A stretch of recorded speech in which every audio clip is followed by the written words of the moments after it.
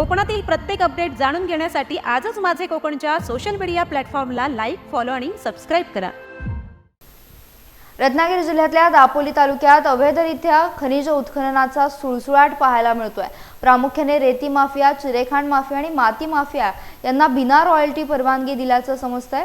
आतापर्यंत रेतीचे टेंडर हे फक्त हातपाटी व्यावसायिकांना मिळत होते, मात्र दापोलीमध्ये तर टेंडर सोडाच त्याआधीच सक्शन मशीनद्वारे दिवस रात्र खाडीत वाळूचं उत्खनन चालू आहे। दाभोळ खाडीच्या हरणे या पर्यटन स्थळापुढे अंजरले येथे 32 रेती माफिया सक्शन बोट आणि पोकलिंगच्या साह्यानं रेती उपसा करतात। तसेच दाभोळ हद्दीतील भोपण येथे अंतुले नामक रहिवासी गेली अनेक वर्ष शासनाला न जुमानता वाळू माफिया कस्टमच्या नियंत्रणात असलेली जागा कांदळवन तोडून खुशाल अवैधरित्या उत्खनन करत आहे।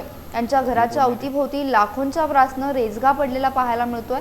मग हा रेजगा इतका असेल तर रेती उपसा किती असावा याची कल्पना करताच येणार नाही। असं लाखो टन रेजगा सरकारी खनिज जे कस्टमच्या नियंत्रणात आहे तेथे कोणताही वचक न राहता प्रशासनाच्या जागेत अनधिकृत भराव करून तेथे रेती माफियांचे साम्राज्य वाढले आहे। हे प्रशासनाच्या लक्षात येत नाहीये का?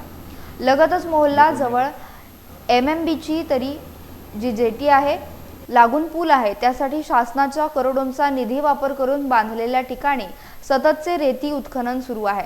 तर शासनाचे खूप मोठे नुकसान होऊन वापरलेल्या निधीत जनतेचा अमाप पैसा पाण्यात जाऊन कधी न भरून येणारं नुकसान जनतेच्या माथी पुन्हा लादलं जाईल। त्यातच शासनाचा करोडोंचा रॉयल्टी देखील बुडत आहे।